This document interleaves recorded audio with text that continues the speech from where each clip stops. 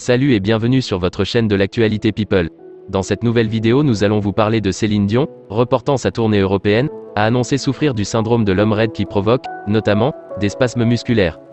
Si vous n'êtes pas encore abonné à cette chaîne, merci d'appuyer sur le bouton « S'abonner » et activer la cloche de notification pour ne pas rater nos prochaines publications, et lâcher un gros pouce bleu pour nous soutenir à vous produire plus de contenu de qualité. On y va. Céline Dion a indiqué, ce jeudi sur Instagram, qu'elle annulait une partie de sa tournée européenne en 2023 en raison d'un trouble neurologique rare.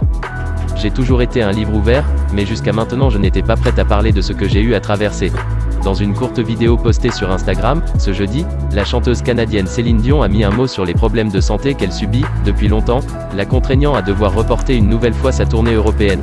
Elle a ainsi avoué être atteinte du syndrome de l'homme raide, en anglais, Stiffman Syndrome.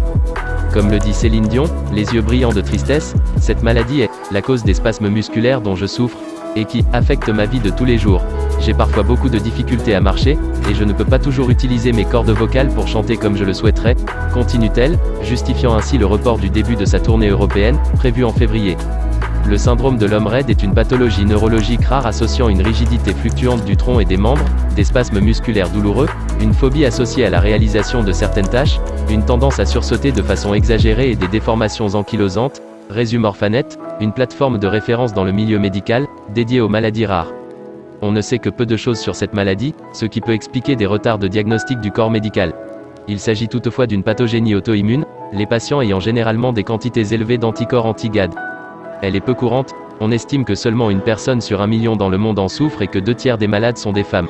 Le pic d'incidence se situe autour de 45 ans, les symptômes évoluant sur des mois ou des années, précise encore Orphanet. Céline Dion, qui souffre au moins depuis plusieurs mois de spasmes musculaires, a aujourd'hui 54 ans. La vie des malades devient, sans traitement, progressivement un enfer. Se rajoute à une raideur musculaire, conduisant à une immobilité du tronc et des hanches, amenant à avoir une démarche rigide, des spasmes musculaires spontanés ou réflexes, qui peuvent provoquer des chutes, parfois dangereuses. C'est vrai qu'elle a des spasmes musculaires, je l'ai moi-même vue avec une petite jambe toute tordue, avait raconté fin octobre la sœur de l'artiste. Ces symptômes sont renforcés en public, le malade développant alors une pseudo-agoraphobie. Des traitements, la plupart à base de tranquillisants comme les benzodiazépines, existent permettant de contrôler les symptômes chez la majorité des patients.